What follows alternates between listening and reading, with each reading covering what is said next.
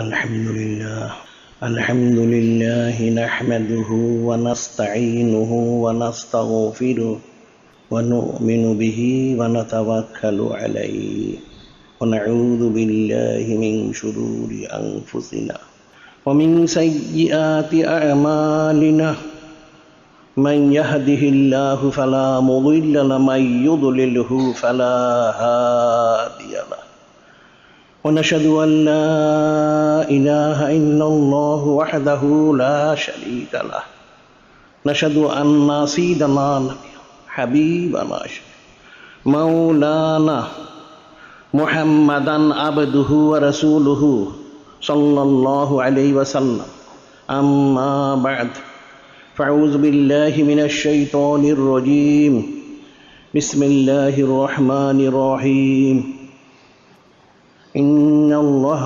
وملائكته يصلون على النبي يا أيها الذين آمنوا صلوا عليه وسلموا تسليما اللهم صل على حبيبنا شفينا مولانا وسيلة إليك وآله وسلم اللهم صل على حبيبنا شفينا مولانا معدن الجود والكرم وآله وسلم اللهم صل على حبيبنا شفينا مولانا النبي الأمي وآله وسلم اللهم صل على حبيبنا شفينا مولانا وسيلة إليك وآله وسلم اللهم صل على حبيبنا شفينا مولانا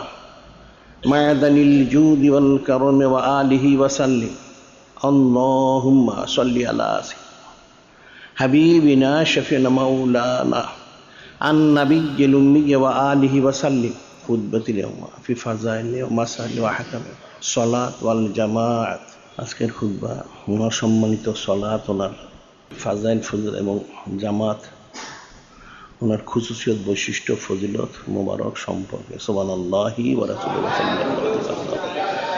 যিনি খালিক, যিনি মালিক, যিনি রব মহান আল্লাহ পাক, তিনি সম্মানিত কিতাব কালামুল্লাহ শরীফ ইরশাদ মোবারক করেন কুল বিফাদলিল্লাহি ওয়া বিরহমাতিহি ফাবিযালিকা ফালইফরাহু। যিনি খালিক, যিনি মালিক, যিনি রব মহান আল্লাহ পাক, তিনি ওনার মহাসম্মানিত হাবিব, মহাসম্মানিত রসুল, যিনি সঈদুল মুরসালিন, যিনি ইমামুল মুরসালিন, যিনি খাতামুন নবীন হুজুর পাক সাল্লাল্লাহু আলাইহি সাল্লাম, যিনি হায়াতুন নবী সাল্লাল্লাহু আলাইহি সাল্লাম, যিনি হাজির এবং নাজির সাল্লাল্লাহু আলাইহি সাল্লাম, যিনি মুত্তালা আলাল গায়ব সাল্লাল্লাহু আলাইহি সাল্লাম, সে মহাসম্মানিত রসুল সাল্লাল্লাহু আলাইহি সাল্লামকে জানিয়ে দিচ্ছেন তিনি যেন সমস্ত কায়নাত বান্দা বান্দি উম্মত জিন ইনসান সবাইকে বলে দেন সকলেই মহাসম্মানিত ফজল মোবারক মহাসম্মানিত রহমত মোবারক লাভ করতে পেরেছে। এই জন্য তাদের সকলের দায়িত্ব হলো, কর্তব্য হলো, ফরজ হলো না সম্মানার্থে শুকুর গুজারির সাথে ফালইফরাহু শরীফ খুশি মোবারক প্রকাশ করা। সুবহানাল্লাহি ওয়া রাসূলুহু। আর এই খুশি মোবারক প্রকাশ করা কতটুকু ফজিলতপূর্ণ সেটাও তিনি ইরশাদ মোবারক করেন যে হুয়া খায়রুম মিম্মা ইয়াজমাউন। মহাসম্মানিত ফালইফরাহু শরীফ খুশি মোবারক প্রকাশ করছে তাদের সকলের জিন্দিগি সমস্ত ইবাদত বন্দিগি থেকেও সর্বশ্রেষ্ঠ এবং সর্বোত্তম ইবাদত। সুবহানাল্লাহি। অর্থাৎ সমস্ত কায়নাত একমাত্র যিনি সঈদুল মুরসালিন, যিনি ইমামুল মুরসালিন, যিনি খাতামুন নবীন হুজুর পাক সাল্লাল্লাহু আলাইহি সাল্লাম, যিনি হায়াতুন নবী সাল্লাল্লাহু আলাইহি সাল্লাম, যিনি হাজির এবং নাজির সাল্লাল্লাহু আলাইহি সাল্লাম, যিনি মুত্তালা আলাল গায়ব সাল্লাল্লাহু আলাইহি সাল্লাম, সে মহাসম্মানিত রসুল সাল্লাল্লাহু আলাইহি সাল্লাম সম্মানার্থে সর্বপ্রকার নেয়ামত পেয়েছে, পাচ্ছে এবং অনন্তকাল ধরে পেতেই থাকবে। সুবহানাল্লাহি ওয়া রাসূলুহু। আর সে অসংখ্য অগণিত নিয়ামত বিশেষ নিয়ামত যে সম্মানিত নিয়ামত মাধ্যম দিয়ে যিনি খালিক, যিনি মালিক রব মহান আল্লাহ ওনার হাকিকি দিদার হাসিল করা সহজ সম্ভব, সেই সম্মানিত সালাত সুবহানাল্লাহি ওয়া রাসূলুহু সাল্লাল্লাহু আলাইহি ওয়াসাল্লাম। অর্থাৎ এই সম্মানিত সালাত নামাজ ওনার যে খুসুসিয়ত বৈশিষ্ট্য ফজিলত এটা প্রত্যেক বান্দা বান্দি জিনসানের এই সম্পর্কে ইলম অর্জন করা ফরজ এবং সে অনুযায়ী আমল করাটাও ফরজ, ওনার অন্তর্ভুক্ত। সুবহানাল্লাহি। যিনি খালিক, যিনি মালিক, মহান আল্লাহ পাক, তিনি ইরশাদ মোবারক করেন, কুল ইন্না হুদাল্লাহি ওয়াল হুদা ওয়া উমিরনা লিনুসলিমা লিরাব্বিল আলামিন। যিনি খালিক, যিনি মালিক, যিনি মহান, তিনি ইরশাদ, আপনি বলে দিন, কুল ইন্না হুদাল্লাহি ওয়াল হুদা। যিনি খালিক, যিনি মালিক, মহান আল্লাহ পাক, ওনার হেদায়েত বড় হচ্ছেন হাকিকি হেদায়েত। সুবহানাল্লাহি ওয়া উমিরনা লিনুসলিমা লিরাব্বিল আলামিন। এবং আমরা আদেশ প্রাপ্ত হয়েছে, বান্দাবান্দির আদেশ করা হয়েছে যেন তারা যিনি সমস্ত আলমের মহান রব তাআলা, ওনার কাছে পরিপূর্ণ আত্মসমর্পণ করা। সুবহানাল্লাহি। অর্থাৎ যিনি খালিক, যিনি মালিক, যিনি মহান আল্লাহ পাক, ওনার সম্মানিত আদেশ এবং নির্দেশ কোনো যে প্রত্যেক বান্দা বান্দি জিনিসান সকলকে চলা এবং শেষে ইস্তেকামত থাকা দায়িত্ব এবং কর্তব্য অর্থাৎ ফরজ ওনার অন্তর্ভুক্ত। সুবহানাল্লাহি। সম্মানিত হাদিস শরীফ ইরশাদ হচ্ছে আনহু ইবনে ওমর রাদিয়াল্লাহু তাআলা আনহু ক্বালা ক্বালা রাসূলুল্লাহ বুনিয়াল ইসলামু আলা খামস শাহাদাতি আল্লা ইলাহা ইল্লাল্লাহ মুহাম্মাদান আবদুহু ওয়া রাসূলুহু ইকামিস সালাহ ওয়া ইতাইজ যাকাত ওয়াল হজ সাওমে রমাদান। হযরত ইবনে ওমর রাদিয়াল্লাহু তিনি বর্ণনা করেন, যিনি মহাসম্মানিত রসুল, যিনি সাইয়্যিদুল মুরসালিন, যিনি ইমামুল মুরসালিন, যিনি খাতামুন নবীন, হুজুর পাক সাল্লাল্লাহু আলাইহি ওয়াসাল্লাম, তিনি ইরশাদ মোবারক করেন, বুনিয়াল ইসলাম আলা খামস, মহাসম্মানিত দিন ইসলাম ওনার বিধ হচ্ছেন 5টি বিষয়ের উপরে। সুবহানাল্লাহি ওয়া রাসূলুহু। প্রথম বলেছে ঈমান আনা, সাক্ষী দেওয়া, যিনি খালিক, যিনি মালিক, মহান আল্লাহ তিনি এক, এবং ওনার মহাসম্মানিত রসুল, যিনি সাইয়্যিদুল মুরসালিন, যিনি ইমামুল মুরসালিন, যিনি খাতামুন নবীন, হুজুর পাক সাল্লাল্লাহু আলাইহি সাল্লাম, তিনি মহাসম্মানিত রসুল হাবিব, এই বিষয়ে সাক্ষী দেওয়া, বিশ্বাস স্থাপন করা প্রথম। দ্বিতীয় হচ্ছে ইকামিস সালাহ, মহাসম্মানিত সালাত নামাজ কায়েম করা, পড়া এবং পড়ানো। ইতাইজ যাকাত ওয়াল হজ সাওমে রমাদান, তৃতীয় হচ্ছে যাকাত আদায় করা, সম্মানিত হজ সম্পাদন করা এবং রমাদানের সঙ্গে রোজা রাখা। এর প্রথমে বলা হচ্ছে মহাসম্মান ঈমান গ্রহণ করার পর দায়িত্ব হচ্ছে সম্মানিত সালাত আদায় করা। এই সালাত হচ্ছে আর সালাতু মিরাজুল মুমিনিন, এই সালাত হচ্ছেন যারা ঈমানদার তাদের জন্য মেরাজ স্বরূপ। সুবহানাল্লাহি ওয়া রাসূলুহু সাল্লাল্লাহু আলাইহি সাল্লাম। এই সালাত আদায় করবে, যেটা আমরা পূর্ববর্তী কয়েক সপ্তাহে আলোচনা করেছি, সালাত ওনার খুসরত বৈশিষ্ট্য ফজিলত।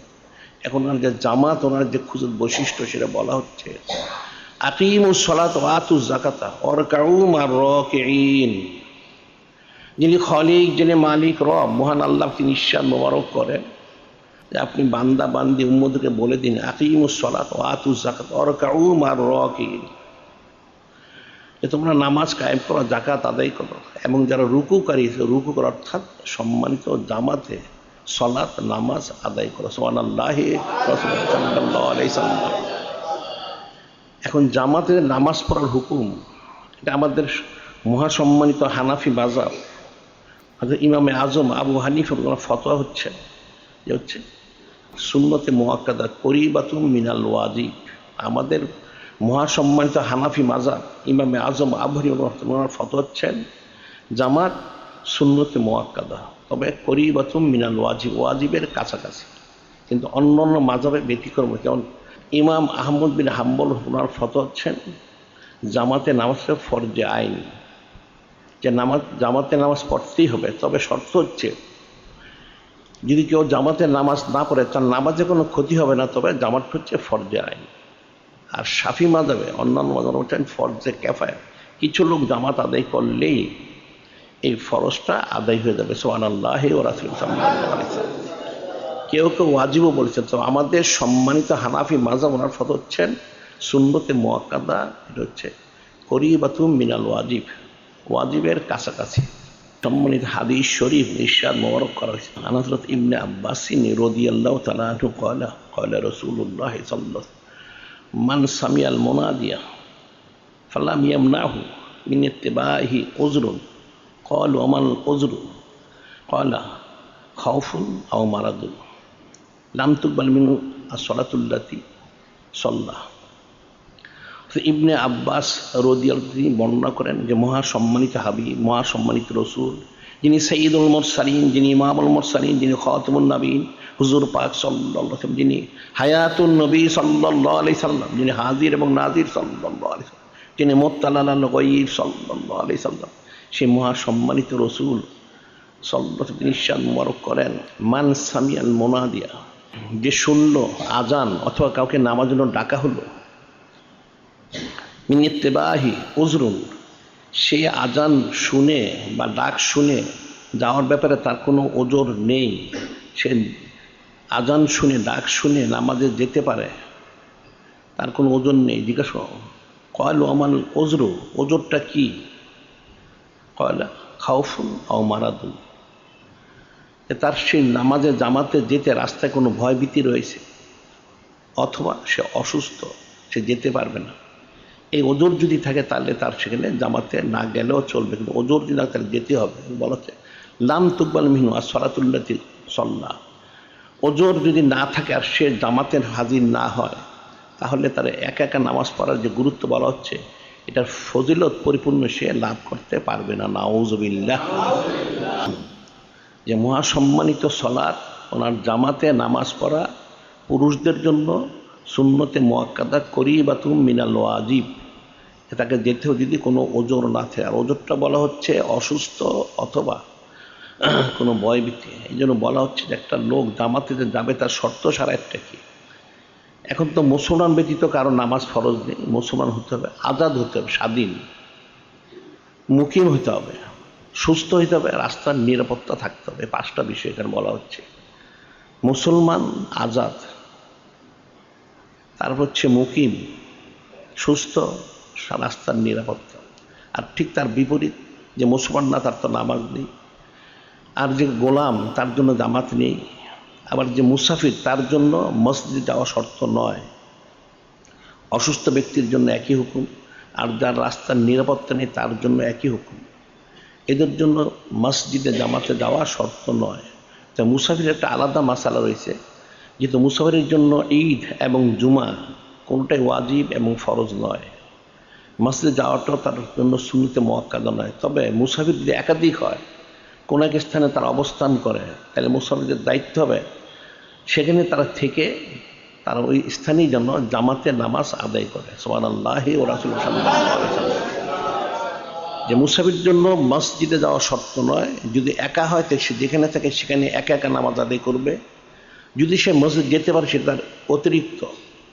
আর যদি মুসাফির একাধিক হয় তাহলে তারা যেখানে অবস্থান করুক না কেন সেখানেই যেন তারা জামাতে নামাজটা আদায় করে নেয়, যেহেতু এটা একটা গুরুত্ব ফজিলত আলাদা দেওয়া হয়েছে।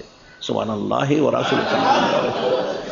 এই জন্য অন্য হাদিস শরীফ ইরশাদ মনে করে কারণ আবি দারদা রাদিয়াল্লাহু তাআলা আনহু ক্বালা সামিতু রাসূলুল্লাহ সাল্লাল্লাহু আলাইহি ওয়াসাল্লাম ইয়াকুলু মা মিন সালাসাতিন ফি ক্বরিয়াতিন আও বাদউইন লা তুকামু ফি সালাত ইল্লা কাদ ইস্তাওয়াজ আলাইহিমুশ শাইতান ফালাইকা বিল জামাত ফাইন্নাম ইয়াকুলু যিবু মিনাল গানামিল কাসিয়া। হযরত আবু দারদা রাদিয়াল্লাহু তাআলা তিনি বর্ণনা করেন, যিনি মহাসম্মানিত রসুল, যিনি সাইয়্যিদুল মুরসালিন, যিনি ইমামুল মুরসালিন, যিনি খাতামুন নবীন, হুজুর পাক সাল্লাল্লাহু আলাইহি সাল্লাম, তিনি ইরশাদ মুবারক করেন, কি সুন্দর ওনার তিনি শুনেছেন, মা মিন সালাসাতিন, 3 জন ব্যক্তি কোনো স্থানে অবস্থান করে, ফি ক্বরিয়াতিন আও বাদউইন, কোনো গ্রামে হোক, শহরে হোক, বাজারে, বন্দরে, বনে, জঙ্গলে, পাহাড়ে, পর্বতে, নদীতে, যেখানে তারা অবস্থান করুক না কেন তাদের সেখানেই এই জামাতে নামাজ আদায় করাটা তাদের ফজিলতের কারণ, নাজাতের কারণ, কামিবির কারণ। সুবহানাল্লাহি ওয়া রাসূলুহু। যদি থাকার লা তুকামু ফিহিম সালাত, তারা যদি থাকার পর সালাতে জামাত আদায় না করে, ইল্লা কাদ ইস্তাওয়াজ আলাইহিমুশ শাইতান, শয়তান তাদের প্রাধান্য বিস্তার করে তাদেরকে পর্যায়ক্রমে বিভ্রান্ত করে ফেলবে। নাউযুবিল্লাহ। ফালাইকা বিল জামাত, সেজন্য মহাসম্মানিত রসুল, যিনি সাইয়্যিদুল মুরসালিন, যিনি ইমামুল মুরসালিন, যিনি খাতামুন নবীন, হুজুর পাক সাল্লাল্লাহু আলাইহি ওয়াসাল্লাম ইরশাদ মুবারক করেন, তাই তোমার জন্য জামাতটা লাজেম করে নাও, অবশ্যই জামাতে নামাজ পড়বে। এবং ফাইন্নামিয়া কলু জিবু মিনাল গনামিল কসিয়া, যে নিশ্চয়ই নেকড়ে বাঘ ছাগলের পাল, বকরির পাল, বেড়ার পাল থেকে যেটা বিচ্ছিন্ন হয়ে যায় সেটাকে কিন্তু সে খেয়ে ফেলে, সেটাকে খেতে তার কোনো অসুবিধা থাকে না যখন সে বিচ্ছিন্ন হয়ে যায়। কিন্তু যখন জামাতবদ্ধ থাকে তখন যেহেতু যে পাহারাদার তাকে হেফাজত করে, আর যখন বিচ্ছিন্ন তখন পাহারাদার থাকে না, তখন নেকড়ে বাঘ তাকে খেয়ে নেয়। ঠিক একইভাবে যারা জামাত অন্তর্ভুক্ত থাকবে না, সালাত জামাতে পড়বে না, এদেরকে শয়তান ওয়াসওয়াসা দিয়ে পর্যায়ক্রমে বেনামাজি বানিয়ে গোমরা করে ফেলবে, নাউযুবিল্লাহ।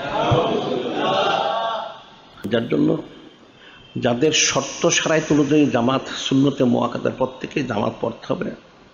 এখন মসজিদ যদি থাকে তাহলে মসজিদে যাবে, আর যদি মসজিদ যেতে না পারে যেখানেই সে থাকুক না কেন সেখানেই যেন সে জামাতে নামাজ আদায় করে। এখন জামাতে নামাজ আদায় করার অনেক ফজিলত, বৈশিষ্ট্য, খুসুসিয়ত রয়েছে। একখানা হাদিস ইরশাদ কয়লা রাসূলুল্লাহ মান দাওয়ামা আলা সালাতিল জামাত আতাউল্লাহ খামসা কিসাল।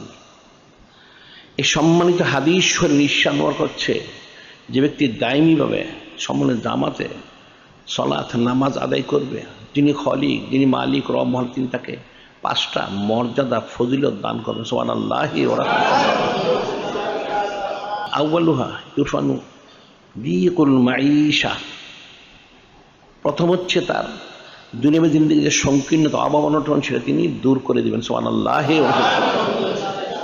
ইরফানু আযাবুল কবর, দ্বিতীয় হচ্ছে তার আযাবে কবর এটা মাফ করে দেওয়া হবে। সুবহানাল্লাহি ওয়া রাহমাতুল্লাহ। ইউতা কিতাবহু বিয়ামিনিহি, তার আমল নামা দেওয়া হবে তার ডান হাতে। সুবহানাল্লাহি ওয়া রাহমাতুল্লাহ। ইয়ামুরু আলা সিরাত কাল বারকিল খাতিফ, ইয়ামুরু আলা সিরাত কাল বারকিল খাতিফ, সে পুল ছাড়া চোখের পলকে বিদ্যুতের গতিতে সে পার হয়ে যাবে। সুবহানাল্লাহি ওয়া ইয়াদখুলুল জান্নাতা বিগায়রি হিসাব, ইয়াদখুলুল জান্নাতা বিগায়রি হিসাব, এবং সে জান্নাত মহাশূন্য জান্নাত প্রবেশ করবে বিনা হিসাবে, হিসাব ব্যতীত তাকে জান্নাতে প্রবেশ করানো হবে। সুবহানাল্লাহি ওয়া রাহমাতুল্লাহ। এখানে 5টা ফজিলত মর্যাদার কথা বলা হচ্ছে। যে ব্যক্তি মান দাওয়ামা আলা সালাতিল জামাত, দাইমে 5 ওয়াক্ত নামাজ যে জামাতে আদায় করবে, যিনি খলিক, যিনি মালিক, যিনি মহান আল্লাহ আতাউল্লাহ খামসা কিসাল, তাকে 5টা বৈশিষ্ট্য ফজিলত বুজুর্গি সম্মান দিবেন। যেই 5টা বৈশিষ্ট্য প্রত্যেক বান্দাবান্দি জিনিসের জন্য কাম্য, তারা সেটা প্রত্যেকেই সেটা তার জন্য হাসিলের বিষয়। এই 5টা বিষয় ব্যতীত কোনো বান্দাবান্দি জিনিসান ইহকাল এবং পরকালে কোনো কালেই সে কামিয়াবি হাসিল করতে পারবে না। যে প্রথম বলা হচ্ছে তার মাইশের জিন্দিগি, দুনিয়াবী জিন্দি, তার যে চলাচলের জন্য টাকা পয়সা, আয় রোজগার, এর মধ্যে সংকীর্ণ দূর করে তার আয় রোজগারের মধ্যে, ব্যবসা বাণিজ্য, চাকরি বাকরির মধ্যে, খ্যাত কামানোর মধ্যে তার বরকত দিয়ে দেওয়া হবে। সুবহানাল্লাহি ওয়া রাহমাতুল্লাহ। আবন্টন দূর করে দেওয়া। ঠিক একইভাবে তার মৃত্যুর যে কবরের আযাব, সে আযাব থেকে তাকে রেহাই দেওয়া হবে। সুবহানাল্লাহি ওয়া রাহমাতুল্লাহ। আবার বিচারের দিন তাকে ডান হাতে দেওয়া হবে। সুবহানাল্লাহি ওয়া রাহমাতুল্লাহ। আবার আমল নামা দেওয়ার পর তাকে যে পুলসরাত পার হয়ে যেতে হবে, সে পুলসরাত 30,000 বছরের রাস্তা, সে বিদ্যুতের গতিতে চোখের পলকে সে পুলসরাত পার হয়ে চলে যাবে। সুবহানাল্লাহি ওয়া রাহমাতুল্লাহ। এবং পুলসরাত পার হয়ে তাকে জান্নাতে যেতে হবে, সেখানে তাকে কোনো হিসাব নিকাশ দিতে হবে না, বিনা হিসাবে সে সরাসরি জান্নাতে প্রবেশ করবে। সুবহানাল্লাহি ওয়া রাহমাতুল্লাহ। এখন যে আউল ইরফানু দিকুল মাঈশা, যে মাইশ জিন্দেগিকে সচ্ছল করে দেওয়া হবে সালাত যত আদায় করলে। আর এই সালাতের উসিলায় যিনি খলিক, যিনি মালিক মহান, তিনি ইরশাদ করেন ওয়ামুর আহলাকা বিসসালাত ওয়াসতাবির আলাইহা লা নাসআলুকা রিজকা নাহনু নারযুকুকা ওয়াল আকিবাতু লিত্তাকওয়া। যিনি খলিক, যিনি মালিক মহান আল্লাহ, তিনি নিজে ইরশাদ করেন, আমার মহাসম্মানিত হাবিব, মহাসম্মানিত রসুল সাল্লাল্লাহু আলাইহি ওয়াসাল্লাম, আপনি দয়া করে সমস্ত বান্দাবান্দির মধ্যে বলে দিন তারা যেন সম্মানিত সালাতে ইস্তেকামত থাকে, তারা সকলেই ওয়ামুর আহলাকা বিসসালাত, তাদের পরিবারবর্গ তারা সালাত যেন বলো, ওয়াসতাবির আলাইহা, এবং এই সালাতের ইস্তেকামত থাকো, তাহলে কি হবে? যিনি খলিক, যিনি মালিক, রব, তিনি নিজে বলছেন লা নাসআলুকা রিজকা, আমি কাউকে রিজিক চাই না, নাহনু নারযুকুক, আমি তো রিজিক দিয়ে থাকি। সুবহানাল্লাহ। ওয়াল আকিবাতু লিত্তাকওয়া, ওয়াল আকিবাতু লিত্তাকওয়া, যারা মুত্তাকি হাকিকি তাদের জন্যই পরকাল উত্তম এবং তারা কামিয়াবি হাসিল করবে। সুবহানাল্লাহ। এখন এ প্রসঙ্গে অনেক ওয়াকিয়া রয়েছে। একটা ওয়াকিয়া যে এক ব্যক্তি, যে ব্যক্তি সুদের দ্বারা তার জীবন যেমন, তার সুদের ব্যবসা ছাড়া কোনো ব্যবসা ছিল না, সে মানুষের কাছে টাকা দিয়ে সেখান থেকে সুদ নিয়ে সেই টাকা দিয়ে সংসার চালাতো।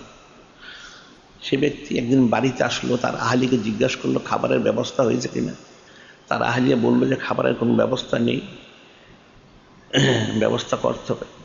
এখন তার কাছে টাকা পয়সা ছিল না, সে গেল তার এক খাতকর্তা যার কাছে সুদের টাকা পায়, তার বাড়িতে সে গেল, যে টাকা পয়সা চাইলো সে টাকা পয়সা দিতে পারলো না। তার বাড়িতে একটা খাসির মাথা ছিল, সেটা সে নিয়ে আসলো পাক করার জন্য, তার আহালিকে দিল পাক করার জন্য।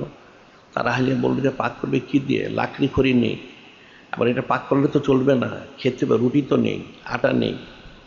তখন সে ব্যক্তি আবার পুনরায় আরও কয়েকজনের বাড়িতে গেল, সেখান থেকে যে কিছু লাকড়ি খড়ি আর কিছু আটা নিয়ে আসলো। এখন সেটা এনে পাক শাক করলো, খাবারের জন্য প্রস্তুত হলো। এমত অবস্থায় দেখা গেল একজন ভিখারি মিসকিন আসলো, সে কিছু খাবার চাইল। তখন সে ব্যক্তি বলল যে তোমাকে যদি খাবারটা দেওয়া হয় তাহলে এই ব্যক্তি যে সুদের বিনিময়ে এনেছে সে না খেয়ে থাকতে হবে, তার তো কোনো ব্যবস্থা নেই, কাজে তুমি ভিখারি মিসকিন, তুমি অন্য কোনো বাড়িতে তালাশ করো আর এটা এই ব্যক্তিকে খেতে দাও। তখন মিসকিন ব্যক্তি চলে গেল। যখন তাকে খাওয়ার জন্য তার আহলিয়া খাবার প্রস্তুত করবে, যে দেখলো সেই খাসির মাথাটা সেটা রক্তে রক্তাক্ত হয়ে গেছে, সেখানে আর কোনো মাথা নেই, গোস্ত নেই, পুরো রক্তে লাল হয়ে গেছে। দেখে সে আশ্চর্য হলো। কারণ সে ব্যক্তি যে সুদখোর, তাকে ডাকলো, দেখালো ব্যাপারটা, সে চিন্তিত হলো, যে বললো ব্যাপারটা তাহলে কি হলো, যে আর কতদিন এভাবে সুদ খেয়ে চলবে, তাহলে তো সুদ আর খাওয়া যাবে না।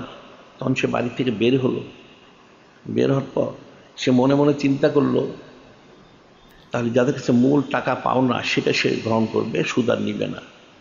রাস্তায় যখন সে যাচ্ছিল, কিছু ছেলে পেলে বাচ্চা রাস্তায় দৌড়াদৌড়ি করছিল, তারা বলতেছিল এই ব্যক্তির নাম হচ্ছে হাবিব, তিনি পরবর্তী হাবিব আজমি নামে বড় মশহুর ওলি আল্লাহ বুজুর্গ হয়েছিলেন। সুবহানাল্লাহ। ছেলেরা বলতে থাকলো দেখো সুদখোর হাবিব আসতেছে, তোমরা সরে দাও, তার পায়ের ধুলাবালি তোমাদের শরীরে যদি পড়ে তাহলে তোমরা নাপাক অপবিত্র হয়ে যাবে, নাউযুবিল্লাহ। সেটা সে ব্যক্তি তিনি শুনে ফিকির করলেন যে তিনি সুদ খাওয়ার এত নিকৃষ্ট হয়ে গেলেন, ওনার পায়ের ধুলাবালি ছেলেদের গায়ে পড়লে তারা নাপাক অপবিত্র হবে। তখন সে ব্যক্তি তিনি মনে মনে ইস্তেগফার করলেন, তওবা করলেন যে কোনো টাকা তোলার প্রয়োজন নেই, ইস্তেগফারের সরাসরি সেদিন ইমাম শরীয়ত তরিকত ইমাম হাসান বসরি রহমতুল্লাহ আলাইহি ওনার দরবার শরীফে গেলেন, তিনি খালেস তওবা করলেন যে আর কোনো সুদের টাকা তো নেওয়া হবেই না, মূল টাকাও দরকার নেই, আর তিনি কখনোই হারাম ব্যবসা করবেন না। ইস্তেগফার তওবা করে বাড়িতে ফিরতেছিলেন, আবার সেই রাস্তায় সেই ছেলেপেলেগুলি দেখা হলো। তারা তখন বলতেছিল যে তোমরা সরে যাও, যে তওবাকারী হাবিব উনি আসতেছেন, তোমাদের পায়ের ধুলাবালি যদি এই তওবাকারী হাবিব ওনার গায়ে পড়ে তাহলে তোমাদের গুনাহ হবে। সুবহানাল্লাহ। সেটা শুনে তিনি বললেন যে বার এলাহি, আপনার কুদরত বোঝা মুশকিল। এই কিছুক্ষণ আগে ইস্তেগফার করার আগে এই ছেলেপেলেগুলো বলেছিল যে সুদখোর হাবিবের পায়ের ধুলাবালি যদি তাদের গায়ে পড়ে তারা অপবিত্র নাপাক হবে, আর এখন এরই বলতেছে যে তওবাকারী হাবিব আসতেছে, তাদের পায়ের ধুলাবালি যদি তওবাকার হাবিব ওনার গায়ে পড়ে তাহলে তোমাদের গুনাহ খাতে হবে। আপনার কুদরত বোঝা মুশকিল। তিনি খালেস তওবা করলেন যে এই সামান্য তওবা করার কারণে আপনি আমাকে কবুল করে নিলেন, আপনি কত রহমান রহিম গাফফার সাত্তার, কাজী অবশ্যই আমাকে এর মধ্যে ইস্তেকামত থাকতে হবে। সুবহানাল্লাহ।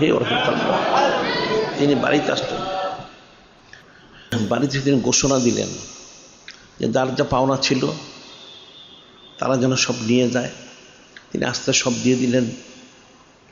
দ্বিতীয় ওনার সমস্ত কাপড় চোপড়, শীতের কাপড়ও তিনি দিয়ে দিলেন। শুধু পরিহিত যে কাপড় ছিল সেগুলি ব্যতীত ওনার আহলিয়ার আর কিছু ছিল না। সব শোধ হয়ে গেল। তিনি সকলের কাছে মাপ চেয়ে নিলেন। সবাই মনে ক্ষমা করতে, ঠিক আছে আর সুদ নেবেন না, মূল টাকাও নেবেন না, ইস্তেগফার তওবা করলেন। এখন তিনি ফিকির করলেন যে তাহলে এখন সংসার চলবে কী করে। কোনো কাজকাম তিনি জানেন না, ব্যবসা বাণিজ্য নেই, চাকরি বাকরিও পাওয়া যাবে না, কী করতে হবে। তিনি ফিকির করলেন যে যিনি খলিক, যিনি মালিক, রব, মহান, তিনি তো ইরশাদ করেছেন ইন্না সলাতা তানহা আনিল ফাহশা ওয়াল মুনকার, নিশ্চয় সলাত নামাজ অশ্লীল অশ্লীল কাজ থেকে মানুষকে ফিরিয়ে রাখে, এক নম্বর। আর দুই নম্বর হচ্ছে যিনি খলিক, যিনি মালিক, রব, মহান, ওয়ামুর আহলাকা বিসসালাত ওয়াসতাবির আলাইহা লা নাসআলুকা রিজকা নাহনু নারযুকুকা ওয়াল আকিবাতু লিত্তাকওয়া। এই মহাসুদা আয়েশা তিনি ইরশাদ করেছেন যে তোমরা তোমাদের পরিবারকে সলাতের জন্য আদেশ করো এবং ইস্তেকামত থাকতে বলো। যে আমি রিজিক চাই না, আমি তোমার সঙ্গে রিজিক দিয়ে থাকি। যে মোত্তাকিও তার পরিণাম ফল উত্তম, অর্থাৎ যে মোত্তাকি আমি তাকে অবশ্যই কুদরতি রিজিক দান করবো। সুবহানাল্লাহ। এটা ফিকির করে তিনি নদীর পার একটা ঘর তৈরি করলেন, লতা পাতা দিয়ে একটা ঘর তৈরি করে হুজরা শরীরের মতো।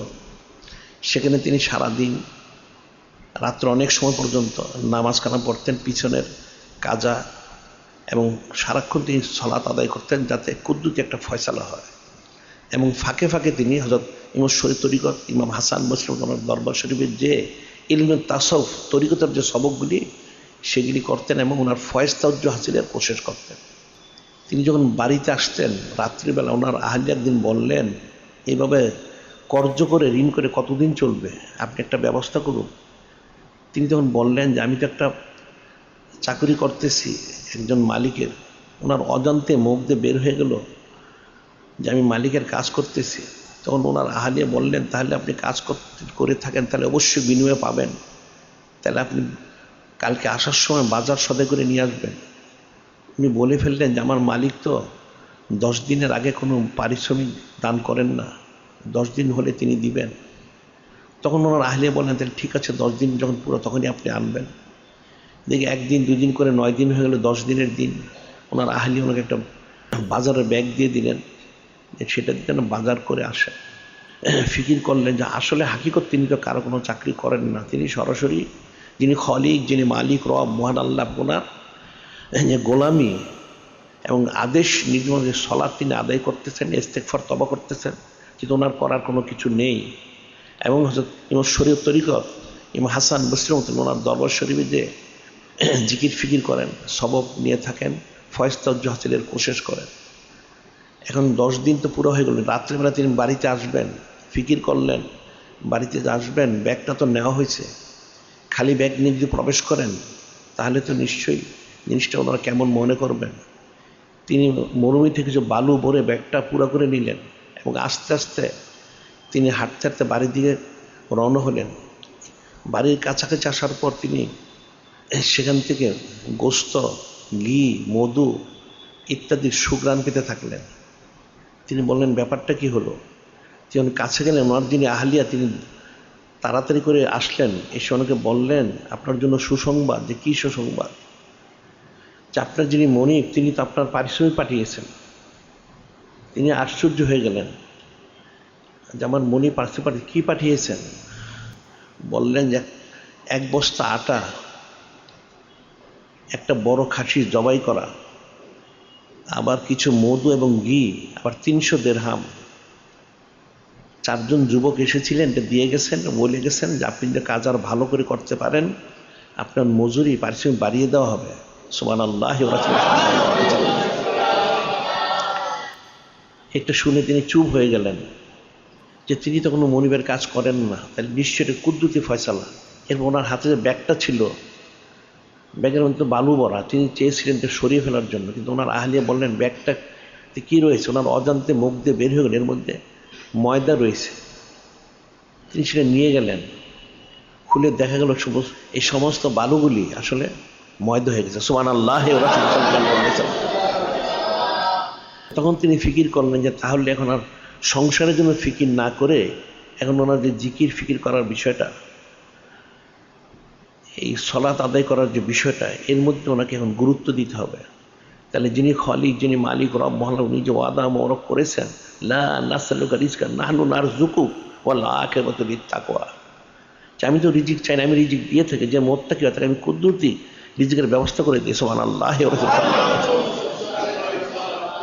এবং মহাসমাজে হাদিস শরীফ ইরশাদ করেছে, হযরত মাকিল ইবনে ইয়াসার রাদিয়াল্লাহু তাআলা ক্বালা ক্বালা রাসূলুল্লাহ সাল্লাল্লাহু আলাইহি সাল্লাম ইয়াকুলু ইবনে আদম ইয়াকুলু রব্বুকুম ইয়া ইবনে আদম তাফাররাগ লিইবাদাতি আমলাউ কালবাকা জ্ঞানান আমরিদাকা রিজকান ইয়াকুলু রব্বুকুম ইয়া ইবনে আদম। হযরত মাকিল ইবনে ইয়াসার রাদিয়াল্লাহু তাআলা যিনি বর্ণনা করেন, মহাসম্মানিত রাসূল, যিনি মহাসুদ হাবিব, যিনি সঈদুল মুরসালিন, যিনি ইমামুল মুরসালিন, যিনি খাতামুন নবীন, হুজুর পাক সাল্লাল্লাহু আলাইহি ওয়াসাল্লাম, তিনি ইরশাদ মোবারক করেন যে আপনাদের মহাসম্মান যিনি খলিক, যিনি মালিক, রব, তিনি ইরশাদ করেন ইয়াকুলু রব্বুকুম ইয়া ইবনে আদম তাফাররাগ লিইবাদাতি, হে আদম সন্তান, যিনি ইনসান, আমার ইবাদত বন্দি করার জন্য সময় বের করে নাও, আলাদা কিছু সময় বের করে নাও। তাহলে কি হবে? আমলাও কলবাকা জ্ঞানান আমরিদাকা রিজকান, তাহলে আমি তোমার অন্তরটাকে, কল্পটাকে ধনী করে দিব। সুবহানাল্লাহ ওয়া রাসূলুল্লাহ। আমলো ইয়াদাকা রিজকান, এবং তোমার হাতটা আমি রিজিকে পরিপূর্ণ করে দিব। সুবহানাল্লাহ ওয়া রাসূলুল্লাহ। এর বাবার বলেন ইয়াকুলু ইবনে আদম লা তাবাদ মিন্নি, যিনি খলিক, যিনি মালিক, রব, হে যিনি ইনসান, বান্দাবান্দি, তোমরা আমার ইবাদত থেকে কিন্তু সরে যেও না, গাফলতি করো না, ইবাদত বন্দি থেকে সরে যেও না, গাফলতি করো না। তাহলে কী হবে? আমলাও কলবাকা ফকরান আমরিয়াদাকা শুগলান, যদি আমার ইবাদত বন্দি তোমরা গাফলতি করো, অলসতা করো, সরে যাও, গুরুত্ব না দাও, তাহলে কী হবে? আমি তোমাদের অন্তরটাকে অভাবে, দারিদ্রতায় পরিপূর্ণ করে দিব। নাউযুবিল্লাহ। এবং আমরিয়াদাকা শুগলান, তোমাদের হাতটাকে আমি ব্যস্ত করে দিব, সারাদিন হন নিয়ে ঘুরবে, তো রিজিক কিন্তু পাবে না। নাউযুবিল্লাহ।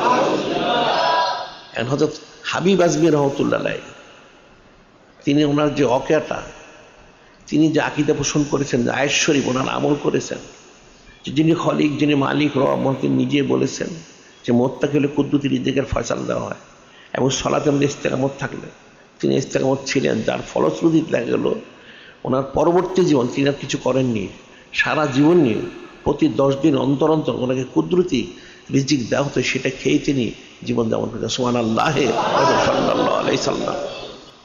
সেটাই বলা হচ্ছে দিকুল মাইশা, মাইশা জিন্দেগির সংকীর্ণতা, অবনটনতা দূর করে দেবে। সুবহানাল্লাহ। আচ্ছা, প্রথম একজন বান্দাবান্দি জিনিসের জন্য দুনিয়াবী জিন্দেগি সবচেয়ে যেটা প্রয়োজন, সে পড়াশোনা করে থাকে, ব্যবসা করে, চাকরি বাকরি করে, ক্ষেত খামারে কাজ করেন, খাল বিলে কাজ করে, নদীতে, সমুদ্রে, কেন? কিছু কামাই করার জন্য।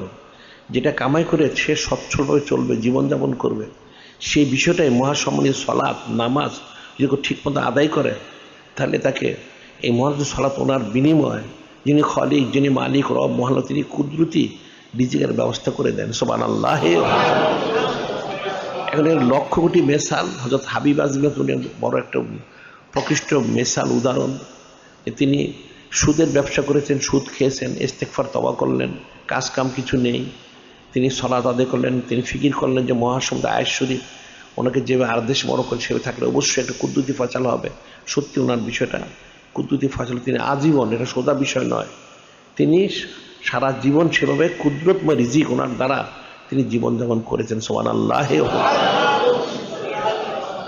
এরপর ইউরফান আযাবুল কবর, যে আযাবে কবরটা তার তুলে দেওয়া, তার আযাবে কবর তার হবে না। আযাবে কবর তো কঠিন একটা বিষয়। একটা মানুষ জিন্দা অবস্থা যেমন তার রিজিক ছাড়া সে চলতে পারবে না, সে বাঁচতে পারবে না, ঠিক ইন্তেকালের পরে কবরে তাকে যেতেই হবে। সেখানে যে আযাবের মধ্যে সে গ্রেপ্তার হয়ে তার পরকালের জিন্দেগি তার বরবাদ, সেখানে যে আযাব থেকে বাঁচতে হবে, তাহলে অবশ্যই তার জন্য সবচেয়ে বড় কামিয়াবি। সুবহানাল্লাহ। যে হাদিসে বর্ণিত হযরত ওসমান জিন নুরাইন আলাইহিস সালাম, ইন্নাহু কানা ইযা ওয়াকাফা আলা কবরিন বাকা হাত্তা ইয়াবুল্লা লিহিয়াতাহু ফাকিলা লাহু তাসকুরুল জান্নাত ওয়ান নারা ফালা তাবকি ওয়া তাবকি মিন হাযা। হযরত সাইয়েদনা যুন নুরাইন আলাইহিস সালাম, তিনি যখন কোনো কবরের স্থানের পাশ দিয়ে যেতেন, কোনো কবরের পাশ দিয়ে যেতেন, সেখানে তিনি কবর দেখলে অনেক কান্নাকাটি করতেন। এত কান্নাকাটি করতেন, ওনার সম্মানিত দাড়ি মোবারক ভিজে যেত। ওনাকে লোকজন বলতো, হযরত সাইয়েদনা যুন্নুরাইন আলাইহিস সালাম, আপনার সামনে জান্নাত জাহান্নামের আলোচনা করলে আপনি তো কাঁদেন না, তাহলে কবর দেখলে কবরের কাছে কেন এত কান্নাকাটি করেন? ফাকালা ক্বালা রাসূলুল্লাহ সাল্লাল্লাহু আলাইহি সাল্লাম, ফাকালা রাসূল ক্বালা ইন্নাল কবরা আউয়ালু মানাজিলিল আখিরাহ। তিনি বললেন, ক্বালা রাসূলুল্লাহ সাল্লাল্লাহু আলাইহি সাল্লাম, ইন্নাল কবরা, নিশ্চয় কবর, আউয়ালু মানাজিলিল আখিরাহ, কবর হচ্ছে পরকালের প্রথম মঞ্জিল। একটা লোক যে পরকালে যাবে, অনন্তকাল সে যে থাকবে, সেখানে যে দোজকে যাক আর বেহেশতে যাক, যেখানেই যাক, সে প্রথম মঞ্জিল হচ্ছে তার কবর। ফাইন নাজা মিনহুম ফামা বাদাহু আইসারু মিনহুম, ফাইন নাজা মিনহুম, যদি সে কবর থেকে নাজাত পেয়ে যায়, তাহলে পরবর্তী যত স্তর রয়েছে সবগুলি তার জন্য অত্যন্ত সহজ হয়ে যাবে। সুবহানাল্লাহ। এরকম ওয়াইন্নাম ইয়ানজু মিনহু ফামা বাদাহু আসাদ্দ মিনহু মাল্লাম ইয়ানজু মিনহু ফামা বাদাহু আসাদ্দ মিনহু। আর যদি সে কবরের আযাব থেকে বাঁচতে না পারে, কবর আযাব গ্রেপ্তার হয়ে যায়, তাহলে পরবর্তী প্রত্যেকটা স্থান তার অত্যন্ত কঠিন হবে, আর সে বাঁচতে পারবে না। নাউযুবিল্লাহ। সে আযাবে গজবে সে চলতে থাকবে, আযাব গজবের মধ্যেই সে অবস্থান করবে। নাউযুবিল্লাহ। ক্বালা রাসূলুল্লাহ মা রাআইতু মানজারান কাত্তু ইল্লাল কবরু আফযা মিনহু। এবং মহাসম্মানিত রসুল, যিনি সাইয়্যিদুল মুরসালিন, যিনি ইমামুল মুরসালিন, যিনি খাতামুন নবীন, হুজুর পাক সাল্লাল্লাহু আলাইহি ওয়াসাল্লাম, তিনি ইরশাদ মোবারক করেন, মা রাআইতু মানজারান কাত্তু ইল্লাল কবরু আফযা মিনহু, যে কবরকে যত ভয়ঙ্কর আমি দেখেছি, অন্য কোন স্থানে এত ভয়ঙ্কর, এত কঠিন আযাব গজবের জায়গা আর কোনটা, একমাত্র কবরই কঠিন আযাব গজবের স্থান। নাউযুবিল্লাহ। হযরত সাইয়েদনা যুন্নুরাইন আসিফি বলেন, এই জন্য কবর দেখলে আমার কান্না হয়, কারণ কবরে তো একা থাকতে হবে। হাসরে, নসরে, মিজানে, পুলসরাতে, জান্নাতে, জাহান্নামে, যেখানে মানুষ যাক, সেখানে লক্ষ লক্ষ কোটি কোটি লোক থাকবে, কিন্তু একমাত্র কবর, এখানে একা থাকতে হবে। আর এই প্রথম মঞ্জিল, এই মঞ্জিলে যদি নাজাত পাওয়া যায়, তাহলে নাজাত হবে, অন্যথায় আর নাজাতের কোনো ব্যবস্থা থাকবে না। নাউযুবিল্লাহ। যার জন্য তিনি এই কবর দেখলে, কবরস্থান দেখলে তিনি কান্নাকাটি করতেন। কাজী এই কবর আযাব থেকে রেহাই দেওয়া হবে যদি সে সলাত দায়ীভাবে জামাতে আদায় করে, সলাতের হক আদায় করার চেষ্টা করে, ঠিক মতো পড়ার চেষ্টা করে, তাহলে অবশ্যই আযাবে কবর থেকে সে নিরাপত্তা লাভ করে। সুবহানাল্লাহ। কিতাব হবে ইয়ামিনিহি। এখন আযাবে কবর থেকে তাকে বাঁচতে হবে। এই আযাবে কবর থেকে বাঁচার পরে তার হিসাব নিকাশ হাসরের দিন। এখন ইন্তেকাল করার পর সে কবরের মধ্যে প্রবেশ করবে। এখন যদি সে নাজাত পেয়ে যেত ভালো, আর নাজাত না পেলে তার তো কোনো ব্যবস্থা নেই। এখন যারা সলাৎ ঠিক মতো 5 ওয়াক্ত জামাতে আদায় করবে, গুরুত্ব দিবে, তারা তাদের আমলনামাটা হাসরের দিন বিচার হবে, বিচারের পরে করতে হবে, ডান হাতে দেওয়া হবে। সুবহানাল্লাহ সাল্লাল্লাহু আলাইহি সাল্লাম। সেটা বলা হচ্ছে যে হাসরের ময়দানটা কঠিন একটা স্থান। ইয়াউমা ইয়াফিরুল মারউ মিন আখিহি ওয়া উম্মিহি ওয়া আবিহি ওয়া সাহিবাতিহি ওয়া বানিহি লিকুল্লি ইমরিইন মিনহুম ইয়াউমাইযিন শাআনুন ইউগনি। যিনি খালিক, যিনি মালিক, রব, মহান, তিনি ঈর্ষাদ মোবারক করেন, ইয়াউমা ইয়াফিরুল মারউ মিন আখিহি, কিয়ামতের দিন হাসরের ময়দানে প্রত্যেক কিন্তু একজন আরেকজনকে সরে থাকবে, মনে করবে যে তার ছেলে বাবা থেকে, বাবা ছেলে থেকে, ভাই বোন থেকে, বোন ভাই থেকে, আহাল তার আহলিয়া থেকে, মা সন্তান থেকে, সন্তান মা থেকে, একজন একজন সবাই সরে থাকবে। কেন? সে মনে করবে যে তার আমল নামার সে নিয়ে যায় কিনা। সকলে চিন্তিত থাকবে, তটস্থ থাকবে। সেটাই বলেছে ইয়াউমা ইয়াফিরুল মারউ, সমস্ত লোক সরে থাকবে, পালিয়ে থাকবে, মিন আখিহি, ভাই থেকে, উম্মিহি আবিহি, মা থেকে, বাবা থেকে, সাহেবাতি বানি, তার আহলিয়া থেকে, তার আলাউলা আত্মীয় জ্ঞাতি গোষ্ঠী, সে সরে থাকবে। কেন? যে তার আমল নামা সে নিয়ে যায় কিনা। প্রত্যেকে তার নিজেকে নিজে নিয়ে ইয়ানাফসি মশগুল থাকবে। কারণ সকলে ভয়ের মধ্যে তটস্থ করে তার আমলনামাকে ডানাতে দেওয়া হবে না মামাতে দেওয়া হবে। কিন্তু যারা সালাত টাইমে ঠিক মতো আদায় করবে, 5 ওয়াক্ত নামাজ পড়বে, আদায় করবে, হক আদায় করার কোশিশ করবে, সেই সমস্ত ব্যক্তি তাদের কিন্তু আমলনামাটা ডানাতে দেওয়া হবে। সুবহানাল্লাহ। এবং আরেক আয়াতে বলা হচ্ছে ইয়াউমাইযিন তুরাদুনা লা তাখফা মিনকুম খাফিয়াহ ফাআম্মা মান উতিয়া কিতাবাহু বিয়ামিনি ফায়াকুলু হাম ইকরাউ কিতাবিয়াহ ইন্নী যানানতু আন্নী মুলাকিন হিসাবিয়াহ ফাহুয়া ফি ঈশাতির রাদিয়াহ ফি জান্নাতিন আলিয়াহ কুতুফুহা দানিয়াহ কুলু ওয়াশরাবু হানিয়াম বিমা আসলাফতুম ফিল আইয়ামিল খালিয়াহ। যিনি খালিক, যিনি মালিক, রব, তিনি ইচ্ছামূলক করেন। ইয়াউমাইযিন তুরাদুনা লা তাখফা মিনকুম খাফিয়া, সেই কঠিন দিন হাসর দিন সবাইকে উপস্থিত করাবে, সে কিন্তু কোনো কিছু লুকাইতে পারবে না। কোনো জিনিস, কোনো বান্দাবান্দি জিনিস দান লুকাইতে পারবে, সব প্রকাশ হয়ে যাবে। যিনি খালিক, যিনি মালিক, রব, মহানতে পেশ করাবে। ফাআম্মা মান উতিয়া কিতাবাহু বিয়ামিনিহি, যারা আমলনামা ডান হাতে দেওয়া ফায়াকুলু হাম ইকরাউ কিতাবিয়াহ, যারা আমলনামাটাকে ডান হাতে দেওয়া সে তার সমস্ত আত্মীয় ঘুরে ঘুরে দেখাবে, দেখো আমাকে ডান হাতে আমলনামা দেওয়া হয়েছে, তোমরা পড়ে দেখো আমার ফয়সালা হয়েছে, জান্নাত ওয়াজিব হয়ে গেছে। সুবহানাল্লাহ। সাল্লাল্লাহু আলাইহি সাল্লাম। ইন্নী যানানতু আন্নী মুলাকিন হিসাবিয়াহ, সে ব্যক্তি বলবে জান্নাতে আমি তো জানতাম একদিন হিসাবের সম্মুখীন হইতে হবে, হিসাব দিতে হবে, যার জন্য আগে থেকেই আমি সেই ব্যবস্থা করে রেখেছি। সুবহানাল্লাহ। সাল্লাল্লাহু আলাইহি সাল্লাম। ফাহুয়া ফি ঈশাতির রাদিয়াহ, ওই ব্যক্তি অত্যন্ত ইতমিনানের সাথে, ফি জান্নাতিন আলিয়া, সম্মানিত সুউচ্চ জান্নাতে ইতমিনানের সাথে সে অবস্থান করবেন। সুবহানাল্লাহ। সাল্লাল্লাহু আলাইহি সাল্লাম। কুতুফা দানিয়া, যত জান্নাতের ফল ফলাদি যা রয়েছে সব তার কাছে নিকটবর্তী করে দেওয়া হবে। সুবহানাল্লাহ। এবং বলা হবে কুলু ওয়াশরাবু হানিয়াম বিমা আসলাফতুম ফিল আইয়ামিল খালিয়া, সেই জান্নাত ব্যক্তি বলা হবে আপনি খান পান করেন ইতমিনানের সাথে, কোনো অসুবিধা নেই, আপনি যে জমিনে থাকতে নেকিগুলো পাঠিয়েছিলেন তার বদলা এখন আপনি গ্রহণ করুন। সুবহানাল্লাহ। যারা সালাত যত আদায় করবে, হক আদায় করবে, 5 ওয়াক্ত জামাতে পড়বে, তাদের জন্য আমলনামা ডান হাতে দেওয়া হবে, জান্নাতে সুউচ্চ জান্নাতে স্থান দেওয়া হবে, এবং সেখানে তারা অত্যন্ত ইতমিনানের সাথে অবস্থান করবে। সুবহানাল্লাহ। সাল্লাল্লাহু আলাইহি সাল্লাম।